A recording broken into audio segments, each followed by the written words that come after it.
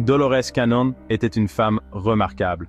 Elle a dédié sa vie à découvrir les vérités cachées de notre existence. Pendant plus de 40 ans, elle a travaillé comme hypnothérapeute. Elle a été la pionnière de la technique d'hypnose quantique de guérison, ou QHHT. Le voyage de Cannon a commencé dans les années 60. Elle est tombée sur la régression des vies antérieures par accident. Intriguée par le potentiel de l'hypnose, elle a approfondi ce domaine. Son travail l'a emmenée à travers le monde. Elle a aidé des milliers de personnes à explorer leur vie antérieure.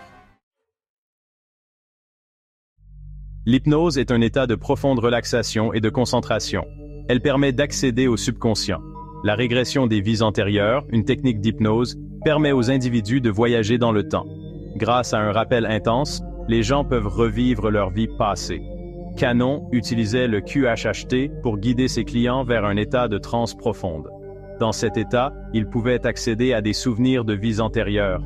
Ces souvenirs, souvent enfouis au plus profond d'eux-mêmes, recelaient de profondes connaissances. Ils éclairaient le parcours et le but de l'âme.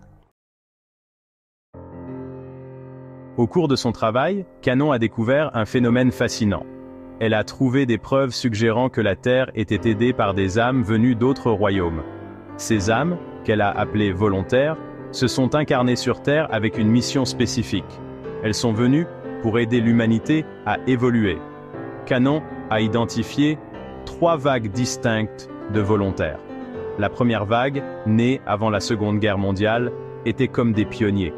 Ils se sentaient attirés par la Terre, mais la trouvaient profondément étrangère. Ils avaient du mal à s'adapter à l'énergie dense et aux normes sociétales. Section 5. La deuxième vague, encre de lumière et d'amour. La deuxième vague de volontaires s'est incarnée pendant la période tumultueuse des années 50 et 60. Ils ont été attirés par le besoin croissant d'amour et de guérison de la planète. Leur mission était d'ancrer la lumière et la stabilité à une époque de grands changements.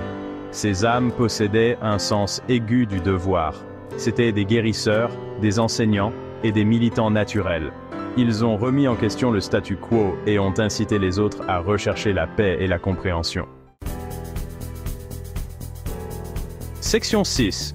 La troisième vague. Les architectes d'un nouveau paradigme.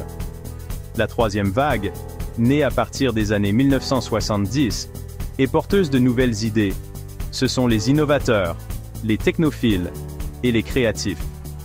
Leur but est d'aider l'humanité à passer à un niveau de conscience supérieur. Cette vague se caractérise par sa sagesse innée et sa capacité à se connecter au royaume supérieur. Ils construisent un nouveau paradigme basé sur l'amour, la compassion et l'unité. Ce sont les architectes d'un avenir meilleur. Section 7. L'impact et le but. Une mission cosmique. La présence de ces âmes volontaires a eu un impact profond sur la Terre. Leur énergie combinée a contribué à élever la vibration de la planète. Ils aident l'humanité dans son évolution vers une société plus aimante et plus éclairée.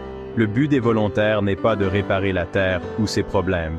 Ils sont ici pour guider, inspirer et éveiller l'humanité à son véritable potentiel. Ils sont ici pour nous rappeler notre divinité innée et notre interconnexion. Section 8. L'héritage de Dolores Cannon. Une tapisserie de vérité. Le travail de Dolores Cannon a laissé une marque indélébile sur le monde. Grâce à ses recherches méticuleuses et à son approche compatissante, elle a ouvert de nouvelles voies de compréhension. Ses livres et ses enseignements continuent d'inspirer et d'éclairer les gens dans le monde entier. L'héritage de Cannon est une tapisserie de vérité tissée à partir des fils d'innombrables régressions dans les vies antérieures. Son travail nous invite à remettre en question nos suppositions sur la réalité. Il nous encourage à embrasser l'immensité de la conscience humaine. Section 9. Conclusion. Écho du voyage de l'âme. L'exploration par Dolores Cannon. Des 3 vagues de volontaires offre une perspective fascinante sur la nature de notre existence. Son travail nous rappelle que nous sommes des êtres spirituels engagés dans un voyage humain. Nous sommes tous connectés et nous sommes tous ici pour contribuer à l'évolution de la conscience. Alors que nous naviguons dans les complexités du XXIe siècle, les idées de Canon nous servent de phare d'espoir. Elles nous rappellent que nous ne sommes pas seuls dans cette grande aventure cosmique. Nous faisons partie de quelque chose de bien plus grand que nous. Et en chacun de nous réside le potentiel de créer un avenir meilleur pour tous.